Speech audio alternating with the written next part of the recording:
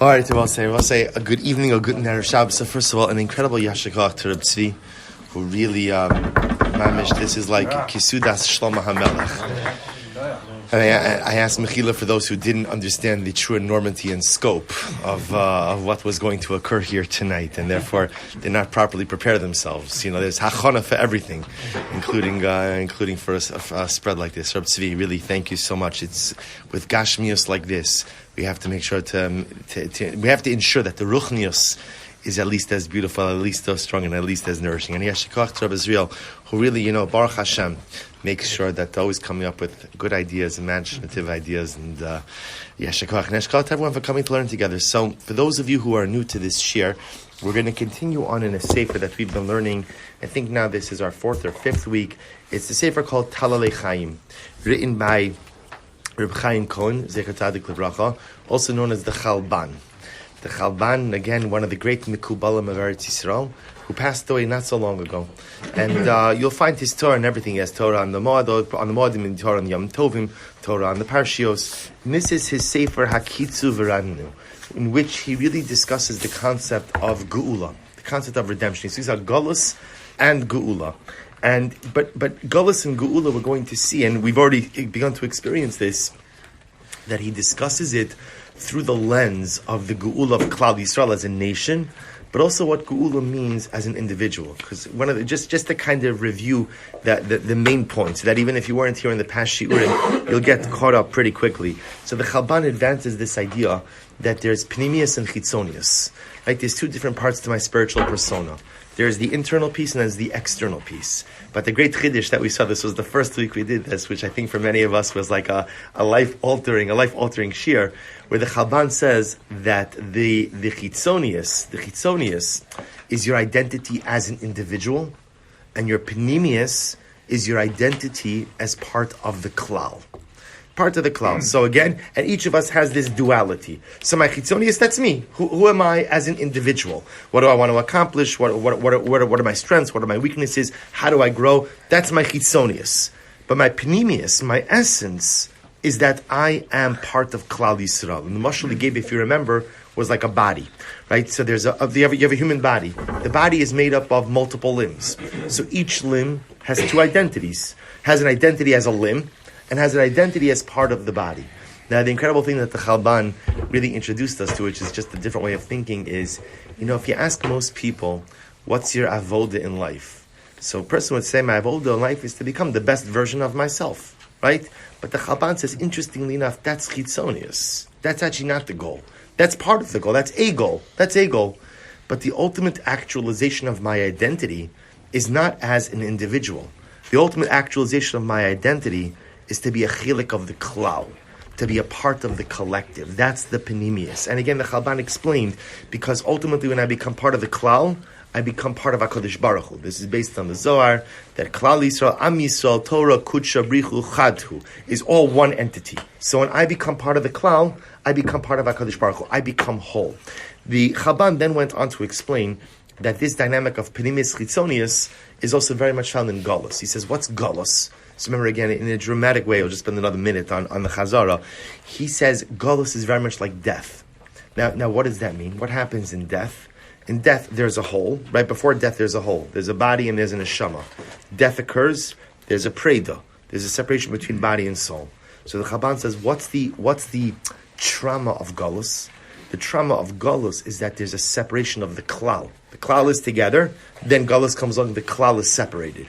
And when the klal is separated, the Chalban posits, it's really only possible for you to access your chitzonius, not your penimius. So, for example, the Chalban says, as Jews in Golus, right, what's our avoda?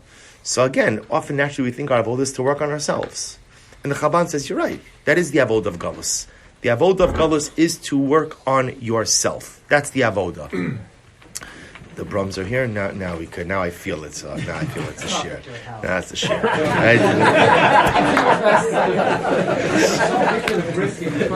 At least lie. Just say you heard the Torah. Just say. Make me feel good. So give that man a plate. Give him a plate. All right. So as I was saying. So the Chalban says that Gullus ultimately again is only the Chitzonius. And that's supposed to, if you think about it, we'll discuss this more today, that Gullus is the Chitzonius. But then if you remember again, the Chalban pointed out, this was beautiful in our last time we had shir, not last week, but the week before, that he said we're living in incredible times. Because with the return of Am Yisrael to Eretz Yisrael, he explained very beautifully that what's effectively happening. What's happening is the bones are coming back together, right? He referenced the vision of Yecheskel. The bones are coming back together. The body's coming back together. The flesh is forming on the bones. But yet we're not yet there. So the body is becoming intact, but the neshama hasn't yet come back into the body. So ultimately, again, the klal, once again, is beginning to become intact, but we're not yet there. There's still gala. So we'll say with that, let's pick up. Again, I didn't do the whole piece justice, but you understand. So we'll say, let's take a look. Page Lamed Tes. Page Lamed Tes. So the Chalban here says as follows, Va'amnam. And we'll say, you're going to see this is an incredibly profound piece. He says, Va'amnam. Hisgalus madregazu nitakelas bekashim rabim ba'atzumim. So I will say the Chalban says, and this is so important, we're living at such an interesting time. Because think about the times in which we live. We have Eretz Yisrael, Baruch Hashem. We could go to Eretz Yisrael, Baruch Hashem. We see, thank God, in just a couple of years, the majority of Am Yisrael will be in Eretz Yisrael, which is an incredible, incredible thing to think about. And I mentioned this in Shul a couple of times. You know, we're privileged as a chaver here in the shul. It's very privileged, Baruch Hashem, to partner with a farmer through Karen Ashvias. I'm hoping Meretz going to Eretz this coming week, so I hope to be able to make it down south to meet our lone Gottlieb is our shutaf. And what was amazing is when I met the Karen Ashvias guys, so they're saying now that in Eretz Yisrael, 51% of the agricultural land is observing Shemitah. 51% of the agricultural land. They said there has not been a number that high since the times of the second Beis HaMikdash. Do you understand what that means? That this Shemitah is the highest number of Shomrei Shvius since the times of the second Beis HaMikdash.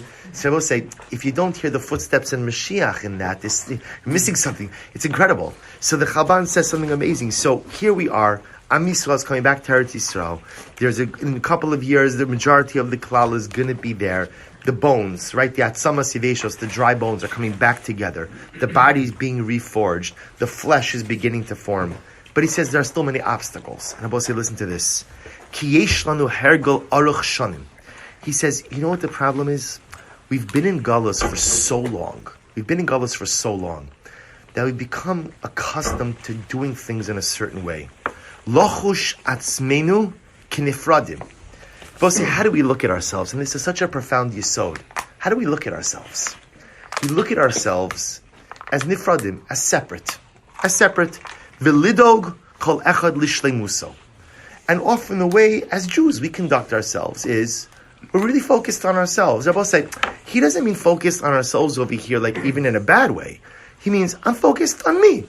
I'm working on it. We spoke of this in a previous year, right? You ask a person, what's your avoda in life? And a person says, my avoda in life is to work on myself. What would you say about such a person? Tzaddik. Incredible. And the Chalban says, that's a great start. The real answer is, what am I working on? I'm working on being part of the klal. That's really what I'm working on. But he says, here's the problem. The problem is 2,000 years of diaspora takes an effect on the psyche. And we begin to look at things differently and think about things differently. Hein gashmius vehin ruchnius. And it's amazing, the same way that often in gashmius, I'm thinking about myself, right? I want to be successful. I'm worried about my success. In ruchnius, I'm often also just really thinking about myself. Ubichlal zos, lechadid es hahevdel beino, ubein hashon mimenu. And Abba say, what do we often do? We spend so much time focusing on the difference between my group and your group. Right? I say we become so proficient in this. Right? There's the modern, there's the more modern, less modern, Haredi, this yeshivish, to this. And we love, let's be honest, what gives us all a lot of hana is to talk about other groups, you know? And I don't mean Lashon Hara, Chas v'shalom. I just mean like, we put ourselves in a camp. And when we put ourselves in a camp, it's l'me'ute other camps. This is the camp, and I might love everyone. I'm not talking about chas v'shalom when people speak negatively about other Jews. That's not what I mean. I mean, just the Chalban is saying we compartmentalize our national affiliations. I'm a member of this segment of Klal Yisrael. I'm a member of this group, and that's the way we look at it. And even though I can be friends with other people, at the end of the day, you have your camp, I have my camp. Va'af lochush, she goes, ubichlal zos lechadei des hahavdel beino ben hashonim mimenu. And also, we spend so much time focusing on why I'm different than you. Right? We spend so much time focusing on your hashkafa, my hashkafa, your differences, my differences. Va'af lochush shemesachtem es kiyumo va'orech hayov v'lamod ba'amadas hagana mulam. And sometimes we even become defensive. We become defensive. And when we feel that our hashkafa or our ideology is being encroached upon by some other group within Klal Yisrael, so we feel like an existential threat. Right? We stand up. We push back. V'lamod ba'amadas hagana mulam. Right? I become defensive in my posture. Bistagrus ubishmira ala interestim hanitzrachim likiyumo v'chol kiyotze bazeh. So the Chalban says, think about it. How do most of us operate? We operate again in a camp, in a group, in a chevra, and the truth is, I'm very defensive with other groups of Klal Yisrael. You have your group, I have my group. Intellectually, I know we're all part of the same people. But let's be honest, it often doesn't feel that way. Mikan ba, listen to what he writes. Tchushas habitachon b'shteichus ha'adam lechevra hato'emes es darko. I will say, first of all, you'll notice also, by the way, the lashon over here is so beautiful. It's so beautiful. Look at these words. Mikan ba. I would ask the boys who are back from Eretz Yisrael, they would love this, but then I realized they were an American program. So, all right, they know Hebrew about as well as I know Hebrew. Right, okay? So look what he writes over here. He says, Mikan ba techushas habitachon. Listen to this. From here comes a sense of security. B'shteichus ha'adam, that a person belongs, lechevra, to a group, hato'emes es darko. What does it mean, to'emes es darko? That mirrors, like Tomim are twins. That mirrors my group. In other words, who do I associate with? My people. I've got my people. All of Klal Yisrael is my people. Intellectually, I know that, but in actualization, that's not true. That's not true. I belong to a particular group. I belong to a particular segment. Mishpacha. Or sometimes, again, that group is your family. In other words, sometimes it's your hashkafa. Sometimes it's your kehila. Sometimes it's your block. Sometimes it's your community. Sometimes it's your family. Right? But it's just natural, says the Chalban, that we draw these groups. And look what he writes. Usigirus va'af nigud charif lechevra shalom echevraso. And look what he writes. And there is a closed offness. Skirus. Like sagur, there's a closed offedness. I don't know if that's right English, but I'm saying closed offedness. Nigud. What does nigud mean? Almost like a repulsion, right? Like nigud, like neged, opposite, intense, charif, to a chaver that's different than me. I both say, I want to tell you, you see, when we read words like this, what's our natural reaction?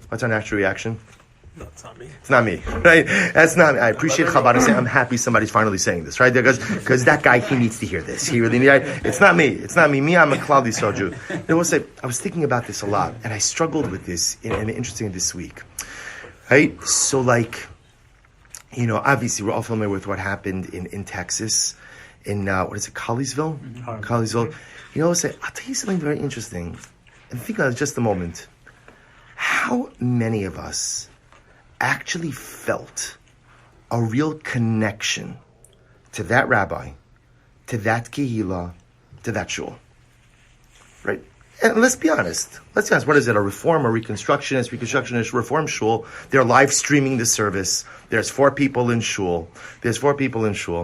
Like, how many of us felt that, wow, something happened. So in other words, I have no question that on Motzei Shabbos, we were all glued to the news, right? And Baruch Hashem, at 11 o'clock, right, when the governor of Texas tweeted out that Baruch Hashem, incredible. And we hear about the bravery of Rabbi Citron, right? Rabbi Citron, it's incredible. It's absolutely, and the Kiddush Hashem that he's making is absolutely off the charts. Absolutely, I don't know anyone else who has made such a dramatic Kiddush Hashem as this man has in his humble, understated way. It's incredible.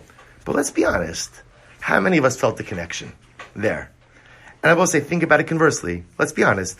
Had that happened in a frum shul, chas v'shalom lo aleinu, I think there would have been like Tehillim mobilized. I think there would have been a whole bunch of things that are going on. A whole bunch of things. And I think that it would have been put out of every circle. But this is the way it is. This, again, it doesn't mean as individuals we don't feel a connection. I'm going to be honest with myself.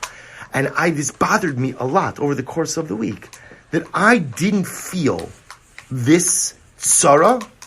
And it is, Baruch Hashem, everything, thank God, worked out. Yeshuas Hashem is absolutely overwhelming. But what this could have been, Rahman al-Islam, lo aleinu, horrific. Did I feel it? Like if it happened in another show that I was familiar with? Did it happen? Did I feel it as if it would have happened in a Young Israel or in Aguda or somewhere else or something I could relate to a little bit more? Or is it, of course, we're all Jewish, but that's not my group. That's not my group. That's not my chevra. And I'm going to be honest. Like, I struggled with this a lot and felt very ashamed that I had these feelings of detachment from this particular event. I was so happy Matzah Shabbos. I went to sleep. Did I think about it anymore? It was all over the news. It was all in the Jerusalem Post and this and here. But did I feel like a salvation of Klal Yisrael? You know what? Because to be honest, it's not my Klal Yisrael. It's another segment of Klal Yisrael. Do I feel that connection? And that's the Chalban is saying. And I both say, that's not a lack of, I don't mean like people who chas v'shalom look down on other Jews. That's not what I mean. That's not what the Chalban is talking about over here. I'm talking about even those of us who mamish love every single Jew, no matter what their religious affiliation may be. But he says it's natural. What happens in Galus? See, in Galus, there's no panemius, right? There's no panemius. There's only chitzonius. So in Galus, what I really connect to is me and people like me. But people who are not like me, says the Chalban, we have walls. We have walls. Now, sometimes the walls are charif, and sometimes they're just kind of like emotionally detached. But he says, that's Galus. That's Galus. He goes on. Idealistically, it makes a lot of sense from a very practical perspective, how we live our lives in 2022. Our day-to-day, our shul interactions, we have chevros, we have communities, whether it's our city. What's a practical? I'll see a chassid in Borough Park. I'll connect with him as a Jew, but I feel like I have absolutely no shaykhs to his life, and I just don't. And that's not a negative thing. That's just the reality. I'm from Baltimore. I'm not a chassid, and all these other things. I don't understand how his day-to-day works, or what his issues in life are, what his struggles are. So how it's not a. It almost feels like it's just a natural barrier that's created because of the lack of cross paths and connectivity. So like, how do you change that? It's an excellent shayla, and that's how I want to be clear. The Chalban is not writing this as a condemnation. He's writing it almost like as a statement of fact. You're asking a different shayla, which is why is that necessarily connected to goals? Meaning, because the Chalban is saying Klal Yisrael in its purest form. Rabbi Yaakov, you feel this when you go to Eretz Yisrael. You feel a different connection to a total stranger that you would not feel here.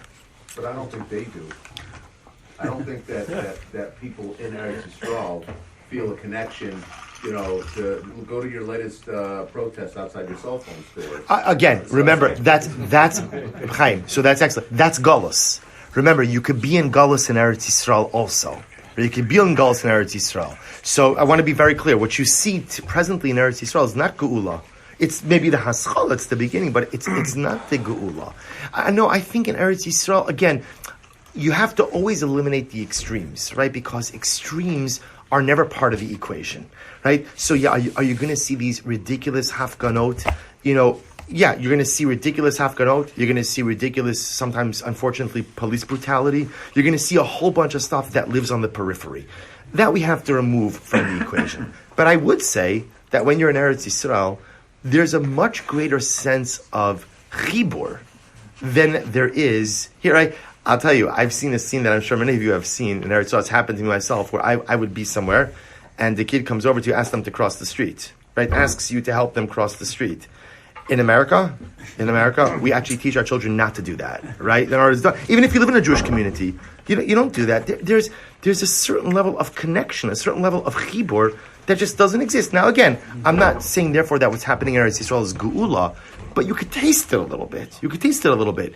Now, Rebecca, what you're really saying is like, what does that look like? Like to be so interconnected. Rebbe used the term ashamed in terms of how Rebbe was feeling about the lack of connectivity. So again, just from a practical perspective, what do we do in order to put ourselves in a position where a situation, God forbid, should never happen like that again, but it does. Where we feel connected. All of a sudden, our WhatsApps are flooding with Tehillim groups, and we're doing Chesed and all these other things. What practically? What do we do? Yeah. So remember, we're only on page Lametes. This sefer goes to Taf Chaf something, right? That's what we're learning. That's exactly the avoda of this sefer, to try to figure out, I know where I am, I know where I want to get to. I know where I want to get to. I know it. And remember again, you could contrast, you could even contrast a little bit. Do you remember when the three boys, Hashem Yinkom Damam, were kidnapped? Right? Do you remember that feeling of urgency in every corner of Klal Yisrael? So it's not like you could say, well, people just generally mind their own business. It's not true. It's not true when it quote unquote hit our community. In the most global sense, the Torah community, we all felt it and we were all mobilized. Well, I would contend that if we're honest with each other, there's a good chance that those people in that Reform shul were davening just as hard for those kids as we were. I don't know. I hope you're right.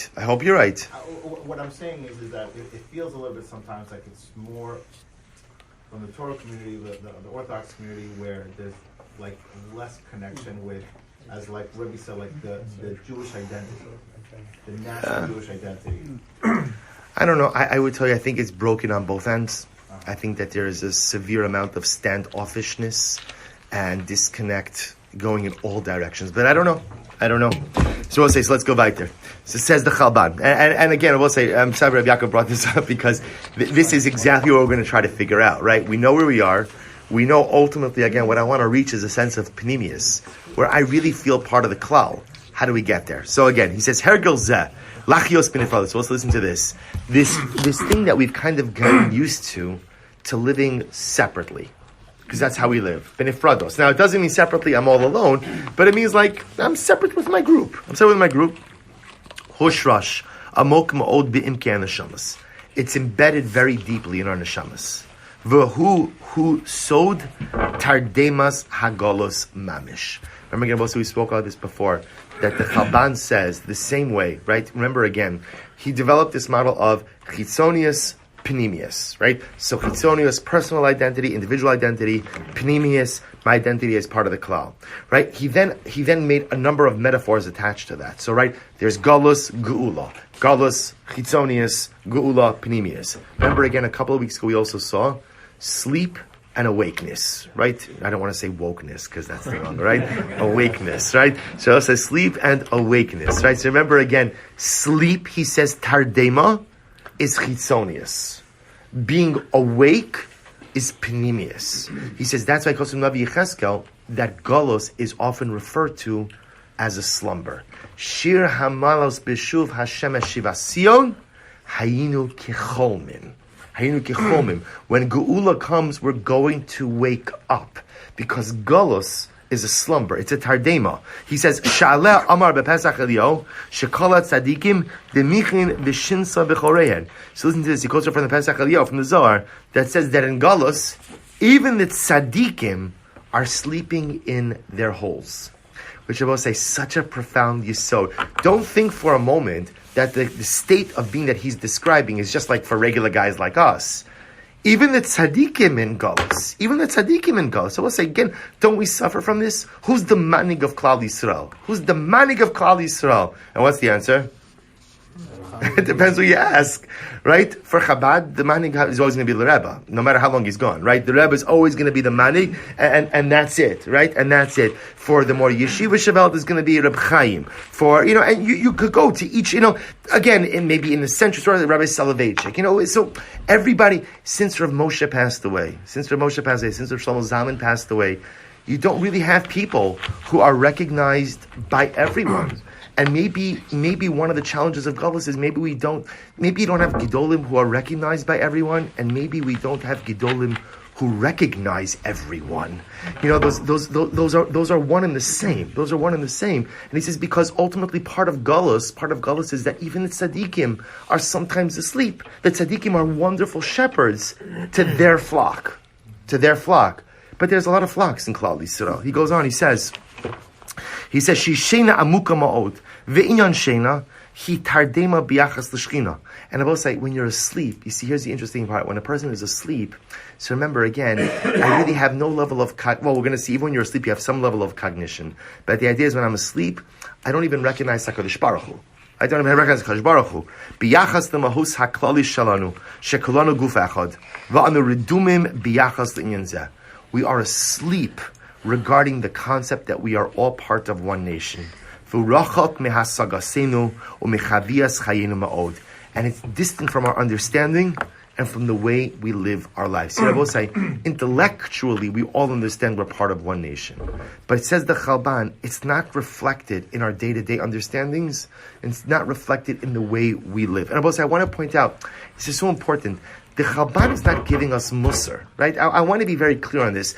This is not pointing out to us why we're broken. He's talking about just the state of being. To a certain degree, what he's almost saying is, it's not our fault. This is Galus. What Galus is sleep. Galus is tardema. Galus is you're focused on you, not focusing on the collective. Not culpability, just painting the picture of reality. He says, because if we're really awake to the national identity we each possess, vim hayinu chashim es abiyasenu ki guf echad mamish. You have a knack for making an entrance every share, every single share. I didn't mean to interrupt. You did. I think you did actually. I think you meant it. Do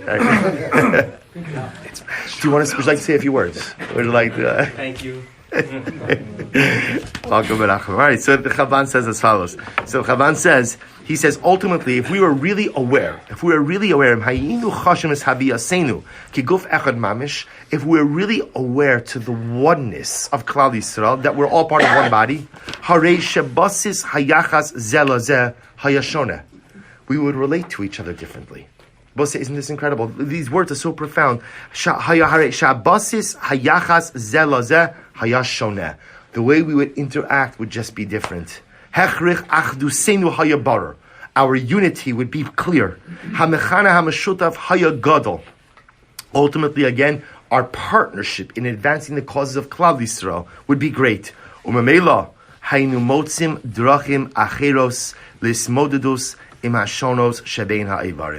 say, listen to this, and we will find out ways to go ahead and work out our differences. See, I will say, what he's alluding to over here is something amazing. The body is made up of multiple different limbs, and each limb looks different, and each limb operates differently, and each limb needs something in order to be successful. But you know what the body is able to do? Bring them all together.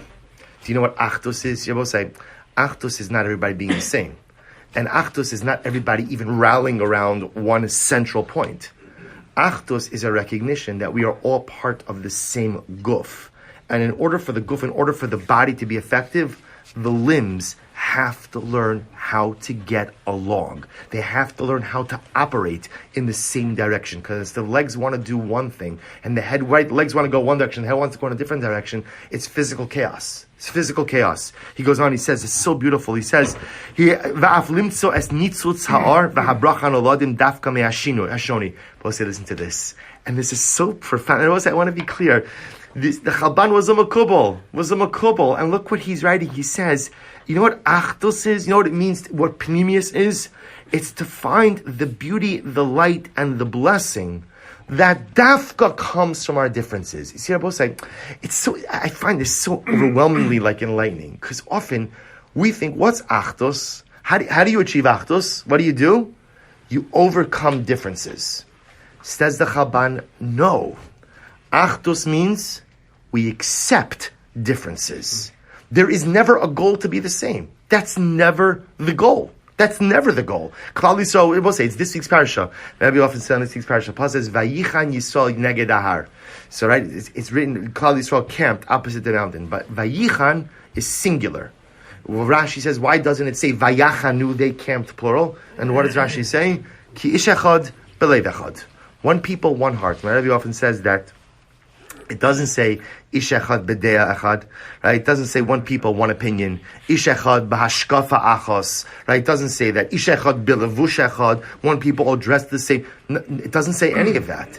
Ish echad b'leiv echad.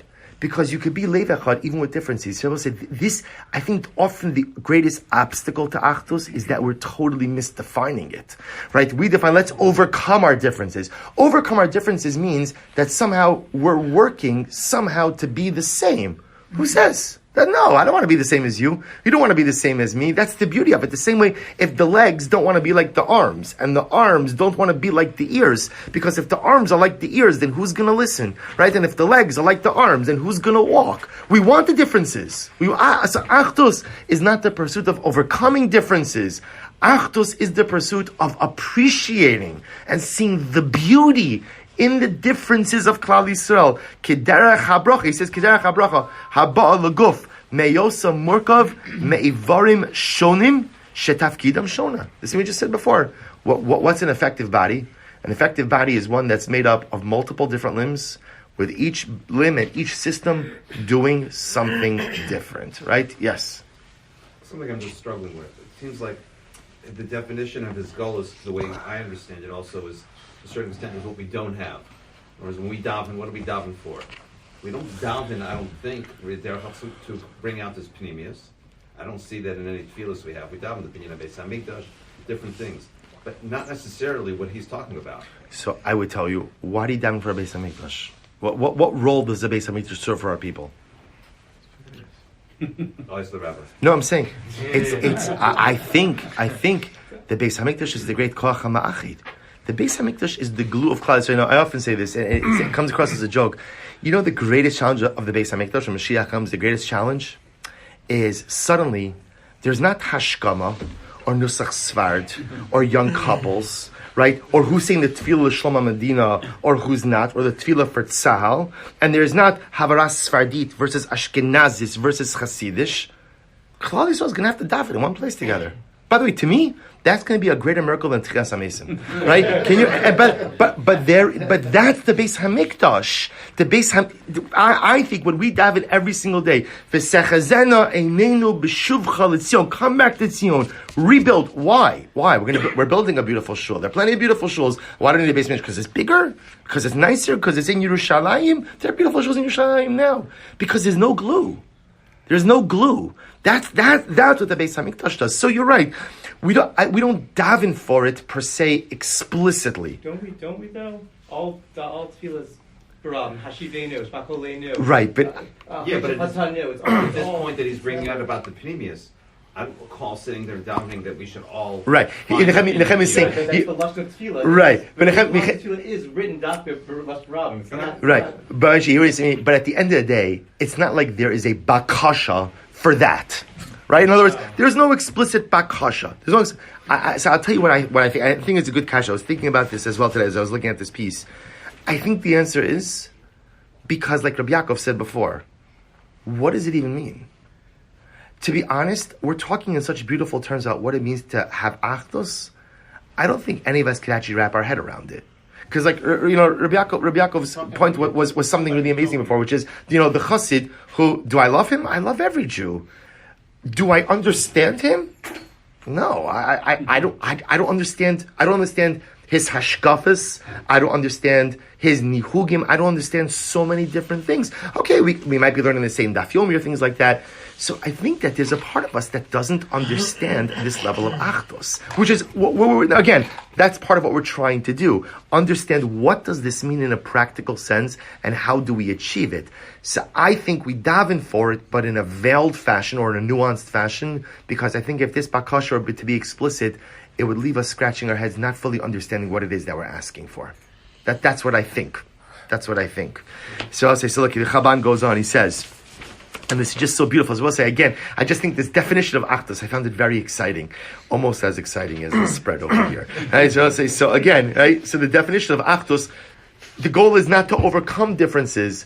The goal is to see the beauty and accept the differences. Our goal is not to overcome and become the same. Our goal is, no, you be you, I'm going to be me, this person's going to be this person, and at the end of the day, we recognize we're all the necessary limbs for the klal. V'hinei, let's finish the piece of Osai. V'hinei, mevuar bepesach aliyah she'ikra geula, she'is galos hamadrega shel bias haruach haklalis, sod or ashchina, taloi bis orus mishena zu.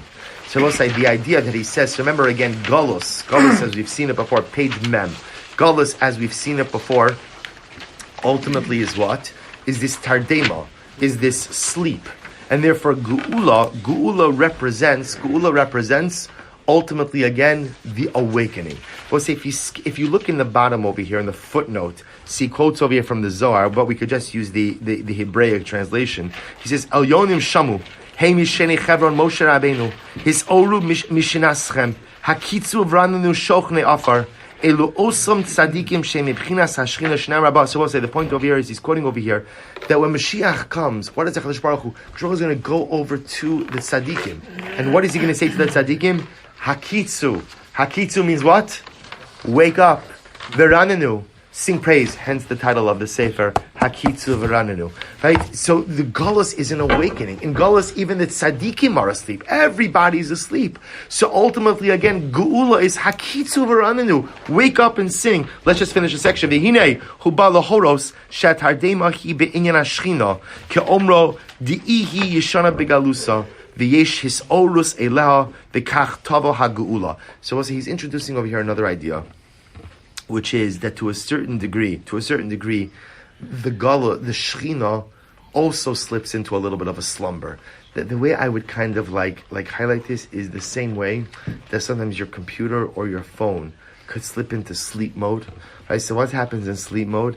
It's on. And whatever internal processes may still be occurring. But Lamaisa, Klape Chutz, externally, you don't see anything that's really going on over here. So there is a certain slumber, a universal slumber that comes over HaKadosh Baruch Hu, and to a certain degree, maybe even the Shechina. We'll define that more next week's share. In certain respects, that ultimately again happens during Galus. V'zeh sod ha'kates, shumi lashon yekitza. But say, how do we refer to the Messianic era? The kates. Now we translate kates as how? The end. Right? So it's the end of Galus. Right? Geula is the end of Galus. He says kate is also the same notion of yekitza, which means to wake up. Geula is an awakening. Ki agalos hishina, va'kates agalos hi his orus miashina. If Galus is sleeping, then Geula is an awakening from the slumber. And Rabbi, remember again, it's that sleep that only allows me to relate to my chitzonius, not my panemius. It's that sleep that ultimately prevents the limbs from becoming a cohesive body. It's that sleep that separates me from the rest of the klal, that ultimately separates me from the Shechina. So Geula is when I wake back up. Yekitza leboker hageula hazorech omer b'nishmosenu. Lefichach. So therefore, Abba he says, with this we'll conclude. It is important for us to contemplate this sleep. Ki hu yisod havanas hatafkid shalanu. See, Rabbi say, besod hayekitza, besod segula. So we'll say, so now, I know what's my avoda. What's our avoda? Wake up. To wake up. You see, up until I started learning the Chalban, I always thought my avoda was just to become the best version of me. While that is a great first step, now I realize my real avoda is to wake up. My real avoda is to shake off the slumber of Galus and to begin the process of Geula.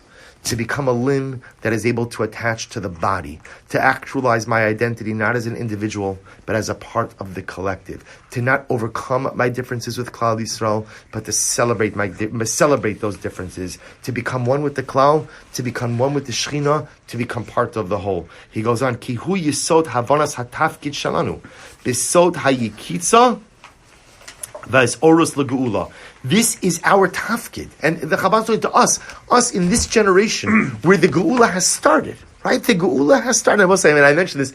This has nothing to do with how you view the state of Israel, right? That's not what he's talking about over here. How the state is independent of this. The point is, Klal Yisrael is back in Eretz Yisrael, and more Klal Yisrael is going back there. There's a hisorus. There's the beginning of something that's happening over here. Therefore, our tafkid, our job, is to wake up. Shetavi alinu as haruach hagidol. Because if we begin to wake ourselves up, we can bring in the geula or ashchina lihachios es ha'am kulo keguf. Because if we could just wake up, then we can begin the process of ultimately creating the synergistic partnership of the limbs of Klal Yisrael into one cohesive spiritual body. All right, we'll stop over here for tonight. Shkayach to everyone. Again, a tremendous Hashkot to Rab Tzvi for the beautiful spread. But we'll say this is what's going to be every Thursday night. Right? Rab Tzvi with, and again, maybe should we do one more song before we finale. Something incredibly hard. Incredibly hard. Hini Anochi. Pull up a chair. We're going to sing a little bit. What he's saying is that there is no No. Because this is hold on, because this is the reality of state of being. And in order of God, and the idea is that we need to know that this is the point of perfection that we can't begin to understand. The only way we understand it is through the Geula. And that's why we have to yearn for Geula in order to be able Not just yearning. That's yearning is good. Just 1 second. No. Ma'ariv. Also after the Nigin Ma'ariv.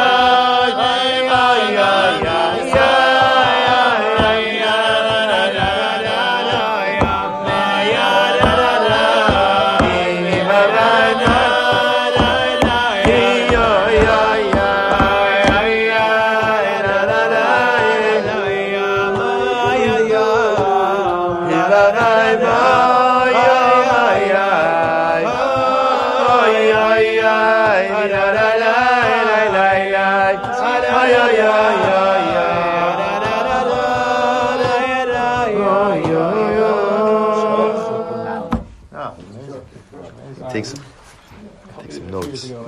Take some notes. It's like a higher avoda what we're all busy with. But at the same time, it's so easy. We can connect. We could connect. But it's a higher avoda.